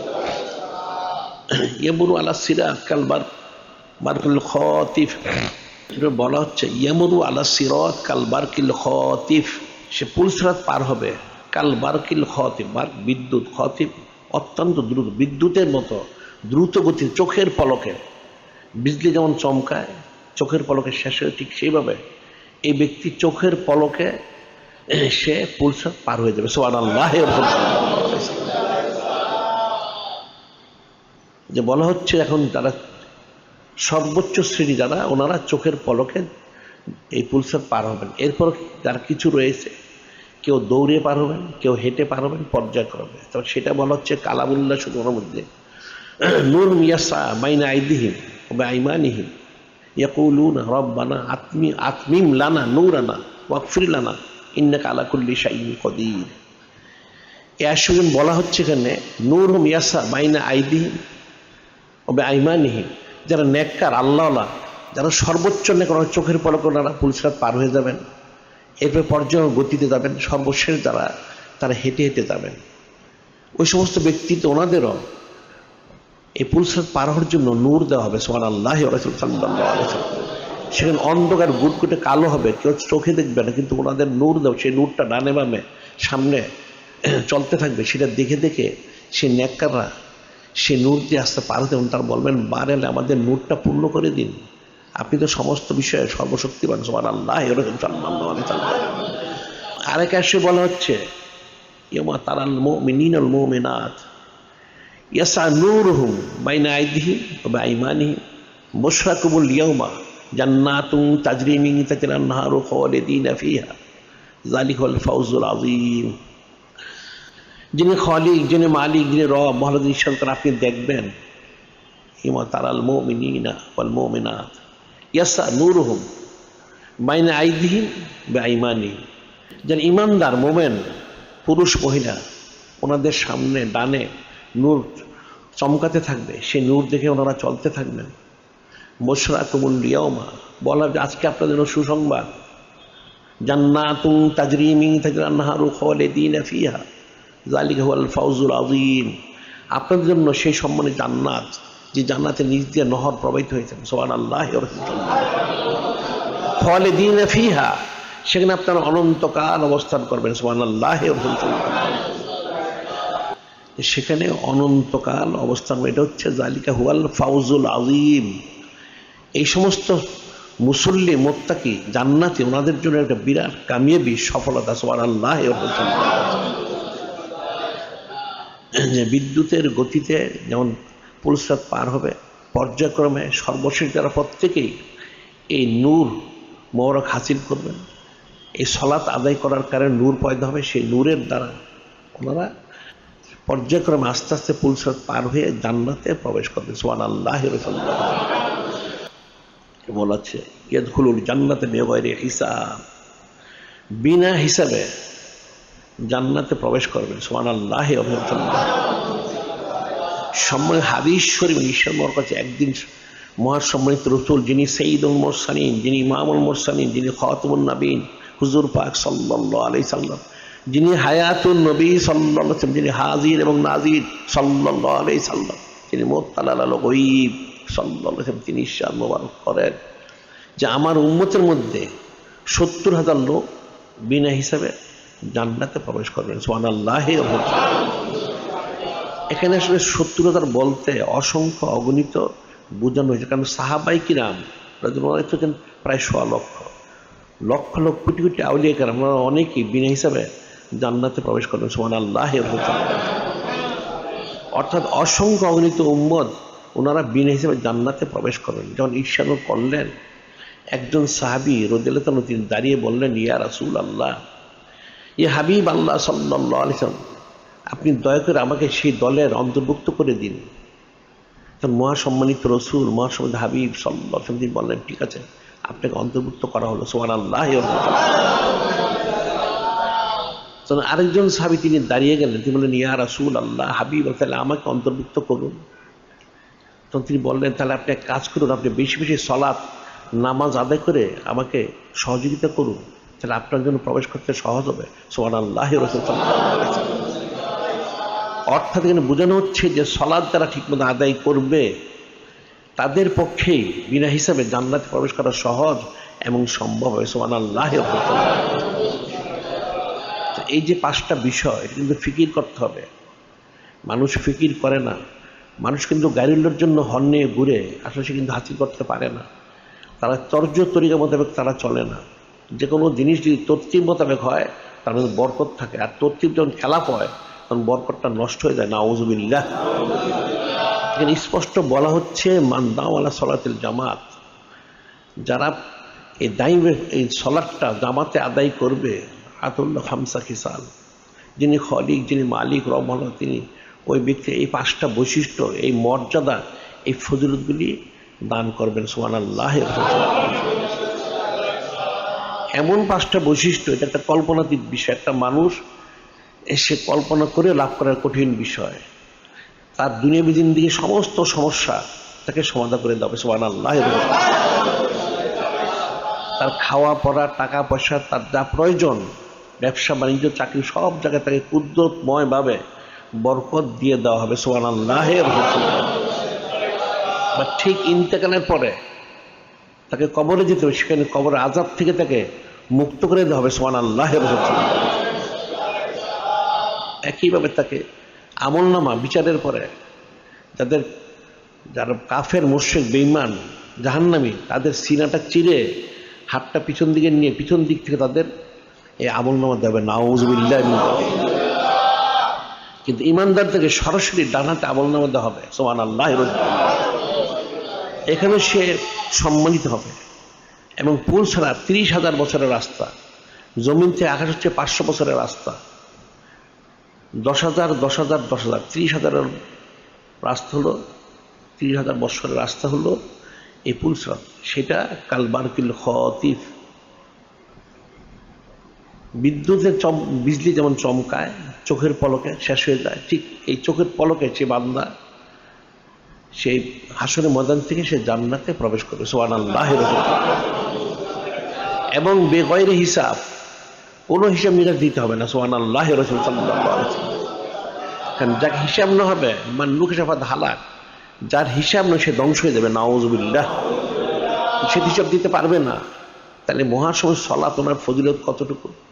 এই মহাসময় সলাত যখন, অর্থাৎ একমাত্র আবাদত, যে আবাদতটা আরশে আজিমে ফরজ করা হয়েছে সুবহানাল্লাহ। রাসূল সাল্লাল্লাহু আলাইহি ওয়াসাল্লাম, যিনি মহাসম্মানিত রসুল, মহাত হাবিব, যিনি সাইয়্যিদুল মুরসালিন, যিনি ইমামুল মুরসালিন, যিনি খাতামুন নবীন, হুজুর পাক সাল্লাল্লাহু আলাইহি ওয়াসাল্লাম, যিনি রউফুর রহিম সাল্লাল্লাহু আলাইহি সাল্লাম, তিনি যখন মহাসম্মানিত মেরাজ শরীফ করে আসলেন, হযরত সাহাবায়ে কিরাম রাদিয়াল্লাহু তাআলা জানতে চেয়েছিলেন যে ইয়া রাসূলুল্লাহ, হাবিব আল্লাহ সাল্লাল্লাহু আলাইহি ওয়াসাল্লাম, আপনি তো মেরাজ শরীফ করলেন, এবং তিনি তো সবসময় মেরাজ শরীফের মধ্যে রয়েছেন সুবহানাল্লাহ। এখন আনুষ্ঠানিকভাবে সেটা সম্পাদন করা হয়েছে, তাহলে উম্মতের জন্য ফয়সালা কি? তখন মহাসম্মানিত রসুল মহাত হাবিব সাল্লাল্লাহু আলাইহি সাল্লাম তিনি ইরশাদ মোবারক করলেন, আস-সালাতু মিরাজুল মুমিনিন, আপনাদের আমি সলাত এনেছি, এই সলাত হচ্ছে আপনাদের মেরাজ শরীফের মাধ্যম সুবহানাল্লাহ। তাহলে যেই সলাত ওনার মাধ্যম দিয়ে, যিনি খলিক, যিনি মালিক, রব, মহান আল্লাহ পাক, ওনার জিয়ারত ও দিদার হাসিল হয়, তাহলে সেই সলাতের গুরুত্ব ফজিলত কতটা, ঠিক সেই সলাত মোবারক ওনার হক আদায় করলে তার ইহকাল পরকাল সর্বকালে সর্বদিক থেকে সে পরিপূর্ণ কামিয়াবি হাসিল করে সুবহানাল্লাহ।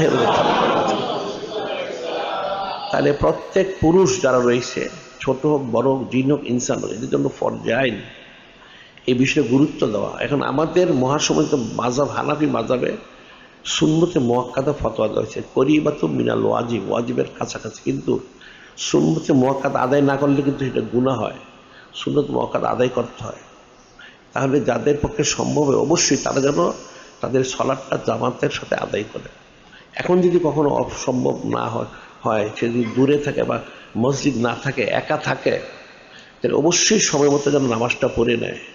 আর যখনই সময় পাবে, মসজিদ পাবে অথবা একাধিক লোক একসাথে থাকবে, তখন যেন অবশ্যই জামাত সাথে নামাজটা আদায় করে। তাহলে এই সমস্ত ফজিলতগুলি সে ব্যক্তি যথাযথভাবে লাভ করবে, এবং যার ইহকাল এবং পরকাল দুই কালেই সে কামিয়াবি হাসিল করবে সুবহানাল্লাহ।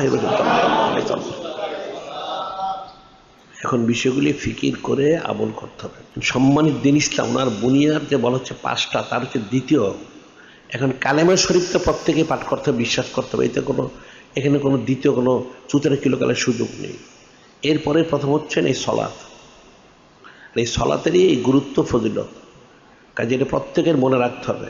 এখন কিন্তু আজকে দেখা যায় মুসলমান নামদারি লোক এরা কিন্তু সলাতে কোনো গুরুত্ব দেয় না, নাউযুবিল্লাহ। এখন এই পাঠ্যসূচি, এখন আমাদের দেশে 98% মুসলমান, 25 কোটিরও বেশি মুসলমান এই দেশে, অথচ এই দেশের পাঠ্যসূচি, সিলেবাস, স্কুল কলেজ যে পড়ানো হচ্ছে, বই পুস্তক, সেখানে এই সলাত নামাজের কোনো খুশুসিয়ত বৈশিষ্ট্য ফজিল কোনো আলোচনাই নেই, নাউযুবিল্লাহ। তাহলে মুসলমানরা কী করে মাসালা জানবে আর আমল করবে? এটা উচিত ছিল মুসলমানদের এই বিষয়ে শক্ত প্রতিবাদ করে পাঠ্যসূচির মধ্যে অবশ্যই সলাত সম্পর্কে যা প্রয়োজনীয় মাসালা সেটা অন্তর্ভুক্ত করা, এবং এর গুরুত্ব যাতে মুসলমান ছেলে মেয়ে বুঝতে পারে, সকলেই বুঝতে পারে। পুরুষরা জামাতে নামাজ পড়ে, মহিলারা যথাসময় আদায় করবে। এখন মহিলাদের যে ফজিলতগুলি লাভ করতে চায়, এখন পুরুষরা তো জামাতে পড়বে, তাহলে মহিলারা কী করে করবে? মহিলারা যদি সময় মতো সলাত আদায় করে নেয়, তাহলে তার এই 5টা ফজিলত সেই মহিলারাও লাভ করতে পারে সুবহানাল্লাহ। মহিলাদের কোনো জামাত নেই, মহিলাদের জামাত নেই, অর্থাৎ তাদের মসজিদে যেতে হবে না, তারা ঘরে একা একা পড়বে, তবে সময় মতো যদি পড়ে এই ফজিলত তারা লাভ করবে। কাজে বিষয়টা এখানে ফিকির করতে হবে। মুসলমানরা এখন তাদের পাঠ্যসূচি, তাদের আলোচনা, মজলিস, কোথাও কিন্তু তারা এই দিন সংক্রান্ত বিষয় এগুলো কিন্তু তারা আলোচনা করেও না, আলোচনা তারা ফিকির করে না, নাউযুবিল্লাহ। এবার দেখা যায় কুফরি শিরকি বেদাতি বেদিনী বদিনী, গান বাজনা, বেপর্দা, ছবি, টিভি, খেলাধুলা, তন্ত্র মন্ত্র, যত কুফরি মতবাদ আর কাফের মুশরিকের গোলামি, এর মধ্যে তারা মশগুল, নাউযুবিল্লাহ। কাজে সব থেকে ইস্তেগফার, তওবা করে মহাসমিত সলাত এবং বুনিয়াদ ইবাদত যা রয়েছে সবগুলি যত আদায় করা, ওজন্য এটা ফরজে আইন। তাহলে ইহকালে যখন সে কামিয়াবি করে, পরকালে সে কামিয়াবি করবে। হযরত সাহাবায়ে কিরাম রয়েছে, ওনারা ইস্তেগফার থাকার কারণে ওনারা সব সময় পরিপূর্ণ ওনারা কামিয়াবি হাসিল করেছেন সুবহানাল্লাহ। আর এখনকার মুসলমানরা প্রত্যেকটা বিষয়ে গাফলতি করে, এদের গাফলতির কারণে, অলসতার কারণে এবং এই সম্মানিত বিষয়কে তারা গুরুত্ব না দেওয়ার কারণে তারা পদে পদে সব জায়গায় তারা লাঞ্ছিত হচ্ছে, নাউজুবিল্লাহ। সেটাই বলে উয়ে জামান আমি মুআজ্জাজ থে মুসলমান হোক আর তুম খারে তারেকে কোরা হোক। পূর্ববর্তী জামানায় মুসলমান মহাসমুদ্র কালামুল্লাহ শরীফ, মহাসমুদ্র হাদিস শরীফ আঁকড়িয়ে ধরে থাকার কারণ ওরা সম্মানিত হয়েছেন সুবহানাল্লাহ সাল্লাল্লাহু আলাইহি। আর এখন মুসলমানরা এই সম্মানিত কিতাব কালামুল্লাহ শরীফ, সম্মানিত হাদিস শরীফ ছেড়ে দেওয়ার কারণে এরা জায়গায় জায়গায় অপদস্থ হচ্ছে, লাঞ্ছিত হচ্ছে, অপমানিত হচ্ছে, নাউজুবিল্লাহ। কাজেই বিষয়টা ফিকির করতে হয়। কাজে যিনি খলিক, যিনি মালিক, রব, মহান আল্লাহ, তিনি যেন দুনিয়ার সমস্ত মুসলমান পুরুষদেরকে জামাতের সাথে 5 ওয়াক্ত নামাজ আদায় করার এবং মহিলাদেরকে যথাসময় তাদের ঘরের মধ্যে 5 ওয়াক্ত নামাজ আদায় করার জন্য তৌফিক দান করেন। এখানে কতগুলি বিষয় আমি প্রতি সপ্তাহে আমরা বলে থাকি, যেটা প্রত্যেকের জন্য জরুরি, ব্যক্তিগত এবং সমষ্টিগতভাবে প্রয়োজন। প্রথম হচ্ছে মহিলাদের বিশেষ তালিম, ফালিয়া ফরজ শরীফ। এখানে মহিলাদের তালিম প্রতিদিন হয়ে থাকে বাদ জোহর, ইয়মুল জুমা বাদ জুমা মহিলাদের তালিম হয়। এটা আমরা প্রতি সপ্তাহে বলে থাকি। আমি প্রতিদিন এশার সময় এটা বলা হয় যে মহিলাদের তালিমটা হচ্ছে একটা ফরজ তালিম। শুধু পুরুষরা আল্লাহ হবে, মহিলার আল্লাহ হবে না। একটা মহিলার জন্য কমপক্ষে 3 জন পুরুষ, 3 জন মানুষ এরা কিন্তু জাহান্নামী হওয়ার কারণ হয়ে যেতে পারে। তার বাবা মা এবং তার স্বামী, এরা জাহান্নামী হওয়ার কারণ। কাজে একজন মহিলাকে তালিম নিয়ে আল্লাহলি হতে হবে। যদি সে আল্লাহলি হতে পারে তাহলে তার পরিবার, আল্লাহওয়ালাদ প্রত্যেকের পক্ষে আল্লাহ এবং আল্লাহটা সহজ এবং সম্ভব হয়ে যায়। কাজে বিষয়টা কিন্তু খুব গুরুত্বপূর্ণ। এখানে প্রতিদিন মহিলাদের তালিম হচ্ছে বাদ জোহর, ইয়মুল জুমা বাদ জুমা, এবং প্রতি বৎসরই সঈদুল শুহর আজম শরীফ অর্থাৎ মহাসুদ রবিউল আউয়াল শরীফ মাস, মহাসুদ রমাদান শরীফ মাস, 2 মাসে আবার আলাদা তালিম হয়ে থাকে। যে বিষয় কিন্তু গুরুত্ব দিয়ে প্রত্যেকের অধীনস্থ যারা মহিলা তালিমে আনতে, যারা ঢাকা শহরে থেকে আসবে তাদের তো রীতিমতো আসা উচিত প্রতিদিন। আর যারা দূরবর্তী থেকে অন্যান্য জেলাতে, তারা মাসের 1 মাস 2 মাস অন্তর অন্তর হোক এসে 5 দিন 7 দিন 10 দিন থেকে তালিম নিয়ে আল্লাহর জন্য কোশিশ করবে। কারণ মা যদি আল্লাহলি হয়, সন্তানদের আল্লাহ সহজ এবং সম্ভবটা মনে রাখতে হবে। এই জন্য অত্যন্ত ফিকিরের বিষয়। এরপর বলা হচ্ছে অনন্তকাল জারিকৃত মহাসভাপতি সৈয়দুল আইসুল মাহফিল। আমাদের এখানে বাদ মাগরিব প্রতিদিন এই পুরুষদের যে মাহফিলটা এখানে অনুষ্ঠিত বাদ মাগরিব, কারণ এই মাহফিলটা কিন্তু পৃথিবীর যে কোনো স্থান থেকে শোনা যায়। এটা হচ্ছে মোবাইল ফোন, ইন্টারনেট, ভয়েস আল হিকমার মাধ্যমে, অথবা প্যালটকে নুরুল নূর ভয়েস ফোনে, অথবা আলিসান শরীফের ফেসবুক পেজে শোনা। এর যদি প্রবেশ করে তাহলে সে পৃথিবীর যে কোনো স্থান থেকে আমাদের আলোচনাগুলি, মাহফিল সব শুনতে পারবে। কিন্তু মহিলাদেরটা কিন্তু শুনতে পারবে না, যেটা পর্দার বিষয়। মহিলাদেরটা এসে তালিম নিতে হবে। পুরুষদেরটাও আসলে অবশ্যই সে আলাদা ফয়েজ বরকত লাভ করবে, তবে যদি আসতে না পারে দূর থেকেও সে শুনতে পারবে। এটা মনে রাখতে হবে যে ফালিয়া ফরজ সঈদুল আইসুল মাহফিল আমরা এখানে অনন্তভাবে জারি করেছি। কাজে পুরুষদেরও জারি করা হয়েছে, মেয়েদেরও জারি করেছে। মেয়েদেরটা সরাসরি শুনতে হবে, পুরুষদেরটা সরাসরি আসে শুনতে পারলে তো ভালো। আর যারা আসতে পারবেন তারা দূর থেকে সংযোগ নিয়ে শুনতে পারবেন, মনে থাকে যেন।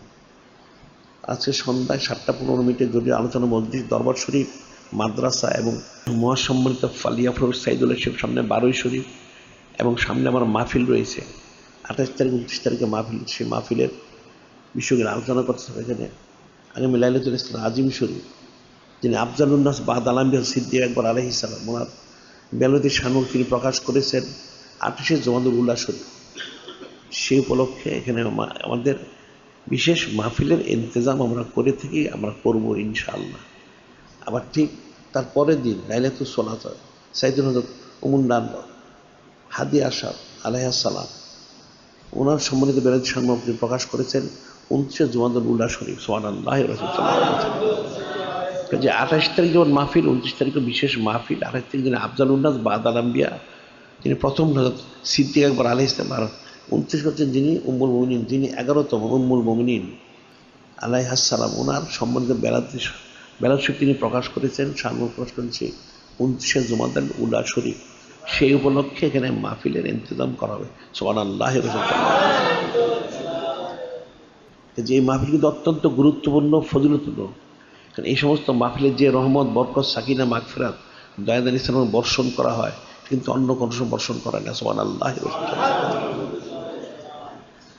এছাড়া কোটি কোটি কণ্ঠে পবিত্র মিলাদ শরীফ ওনার এবং অনন্তর জারিকৃত সৈয়দুল আয়েশ শরীফ মাহফিল ওনার আচ্ছা পোস্টার লিফলেট পাওয়া যাচ্ছে। আপনাদের এখানে আগে সাইদুল সুর সালাত অর্থাৎ মহাসম্মানিত 12 শরীফ, যেটা এটা হচ্ছে রবিউল আউয়াল শরীফ মাসের 12 আমরা পালন করতাম কোটি কোটি কণ্ঠে মিলাদ শরীফ। এখন তো আমরা প্রতি মাসেই এই মহাসম্মান 12 শরীফ আমরা কোটি কোটি কণ্ঠে মিলাদ শরীফ আমরা ইন্তজাম করে থাকি, সুবহানাল্লাহ। কাজী সেই মাহফিলের এবং অনন্তর জারিকৃত ফালিয়াফর সাইদুল সে মাহফিল ওনার পোস্টার লিফলেট ব্যানার হ্যান্ডবিল সব পাওয়া যাচ্ছে। এগুলি প্রত্যেকে সংগ্রহ করে নিয়ে ব্যানার টানাতে হবে, পোস্টার লাগাতে হবে, হ্যান্ডবিল সবাইকে মনে থাকে যাবে। আর দৈনিক আল ইসলাম শরীফ একটা আন্তর্জাতিক পত্রিকা, অনলাইনে কোটি কোটি লোক পড়ে থাকে। কাজে এই পত্রিকার খেদমতের আঞ্জাম মুসলমানদের দরকার ছিল, এখন যেহেতু তারা বুঝে রাখেন এখানে যারা সংশ্লিষ্ট প্রত্যেকের দায়িত্ব কর্তব্য হলো পত্রিকার খেদমত আঞ্জাম দেওয়া, আর্থিকভাবে সরাসরি অথবা বিজ্ঞাপন দিয়েও আঞ্জাম দিতে পারে, মনে থাকে যেন। আর ওয়াজ শরীফ, তেলাওয়াত শরীফ, কারিয়ানা কাশি শরীফ সিডি পাওয়া যাচ্ছে। ওয়াজ শরীফের সিডি নিতে হবে, নিয়ে ওয়াজ শুনে ইলম অর্জন করতে হবে। আর তেলাওয়াত শরীফ, কারিয়ানা শরীফের সিডি সংগ্রহ করে নিয়ে কালামুল শরীফের বিশুদ্ধ তেলাওয়াত শিখতে হবে। আর কাশিদ শরীফের সিডি নিতে হবে, নিয়ে এই কাজগুলি শুনতে হবে। গান বাজনা শোনাচ্ছে নেফাকি মুনাফেক হয়, যারা গান বাজনা এরা মুনাফেক হয়, নাউজুবিল্লাহ। আর যারা হাম শরীফ নাফিক কাজ শরীফ শুনবে তারা ইমানদার হবে, সুবহানাল্লাহ। রাসূল সাল্লাল্লাহু আলাইহি ওয়াসাল্লাম এটা মনে রাখতে হবে যে গান বাজনা বন্ধ করে দিতে হবে এবং এই হাম শরীফ নাচ শরীফ কাজ শরীফগুলি শোনা জারি করতে হবে। আর বাইতুল মাল শরীফ করেছে আপনারা, যেটা আমি বলে থাকি বাইতুল মাল শরীফ এটা কি, যেটা আমরা বলছি আমরা সারা পৃথিবীব্যাপী কোটি কোটি কোটি মাদ্রাসা, মসজিদ, গবেষণা কেন্দ্র এবং সংসদ দিনী প্রতিষ্ঠান এবং কোটি কোটি কিতাবাদি আমরা ছাপাবো, সেই লক্ষ্যে বাইতুল মাল শরীফ করতে হবে। যারা বাইতুল মাল এর মাধ্যম দিয়ে এই কাজগুলি করবে, যারা শরীক তারা প্রত্যেকটাই ফজিলত তারা লাভ করতে পারে, সুবহানাল্লাহ। আর এখানে একটা আপনার হাসপাতাল করছে আল মুতমাইন্না মা ও শিশু হাসপাতাল, যেহেতু মেয়েদের সব অবস্থায় পর্দা করা ফরজ আইন, চিকিৎসার ক্ষেত্রে পর্দা করা ফরজ আইন, সেই জন্য এটা ইন্তজাম করছে। হাসপাতালে গেলেই বিষয়টা সব জানা যাবে। আর মহাসম্মানিত কাবা শরীফ, রজ শরীফ ছবি সময় যায় নামাজে কেউ যেন নামাজ না পড়ে, পড়াটা কবিরা গুনাহ হবে, কুফরি হবে, তাজিম করেছে ফরজ আইন, মনে রাখতে হবে। আর বাদ জুমা, জিলান জুমান, ঢাকা মসজিদ বসে বিষয়গুলি আলোচনা করতে হবে, আমল করার জন্য ব্যবস্থা গ্রহণ করতে হবে। আর প্রত্যেকের অবস্থানকে নেই টাকা পয়সা জুতা ছাড়লে নিজের জিম্মাদারিতে রাখতে হবে, কারণ পকেট বা জুতা চোর সব জায়গায় সেখানে সাবধান থাকতে হবে। আর যারা তেল পানি কালোজিরা এনে থাকে এই জন্য ছবি মুক্ত হয়, বাজারে কিন্তু তেল পানি কালোজিরা ছবি মুক্ত পাওয়া যায় না। আমাদের এখানে ছেলেদের ক্যান্টিন, মেয়েদের ক্যান্টিনে ছবি মুক্ত তেল পানি কালোজিরা পাওয়া যায়, সেটা সংগ্রহ করে নিতে হবে। আর এছাড়া আমাদের এখানে ক্যান্টিন শরীফের মধ্যে সুন্নতি পোশাক, প্লেট, বাটি, এই ব্যবহার্য দ্রব্য সামগ্রী পাওয়া যাচ্ছে। এখানে একটা খুব গুরুত্বপূর্ণ বিষয়, সেটা হলো এখন মুসলমানরা এদের মূর্খতার কারণ, অজ্ঞতার কারণ তারা দেখা যায় তারা কাফের মুশরিকরা কি করে, কি পরে, কি খায় সেটা তারা তালাশ করে, নাউজুবিল্লাহ। একটা মুসলমানও পাওয়া যায় না যে মুসলমানটা তালাশ করবে যে মহাসম্মানিত হাবিব, যিনি মহাসম্মানিত রাসূল সাল্লাল্লাহু আলাইহি ওয়াসাল্লাম, যিনি সাইয়্যিদুল মুরসালিন, যিনি ইমামুল মুরসালিন, যিনি না হলে লাউলা কালামা আযারতুর রুবুবিয়্যাহ, যিনি খলিক, যিনি মালিক, রব মহলে, তিনি বলেন আমি আমার মহাসম্মানিত হাবিব সাল্লাল্লাহু আলাইহি ওয়াসাল্লামকে আমি সৃষ্টি না করলে আমার রবুবিয়্যাত আমি প্রকাশ করতাম না, সুবহানাল্লাহ। সেই মহাসম্মানিত রসুল উনি কি খেলেন, কি পড়লেন, কি ব্যবহার করলেন, এটা কিন্তু মুসলমানরা তালাশ করে না, নাউজুবিল্লাহ। এই সমস্ত মুসলমানদের আফসোস। আমাদের এই ক্যান্টিন সঙ্গে সেই বিষয়গুলি আনা হয়েছে, তিনি কি খেয়েছেন, কি পরিধান করেছেন, কি ব্যবহার করেছেন, কাঠের প্লেট, বাটি ইত্যাদি, খাদ্যদ্রব্য কী ছিল এবং কি পোশাক পরিচিত পরেছেন, হযরত উম্মাহাতুল আলাইহিন ওনার কী পরেছেন, এই যে বিষয়গুলি এর কিন্তু এখানে পাওয়া যাচ্ছে। এটা প্রত্যেক মুসলমানের দায়িত্ব হবে সে কাফের মুশরিকদের অনুসরণ না করে এই বিষয়গুলি তালাশ করে এগুলি অনুসরণ করা, যেহেতু মহাসম্মানিত সুন্নত মোবারক এতে হচ্ছে ফরজে আইন। যিনি খলিক, যিনি মালিক, রব নিজে বলেছেন, কি বলেছেন, লাকাদ কানা লাকুম ফি রাসূল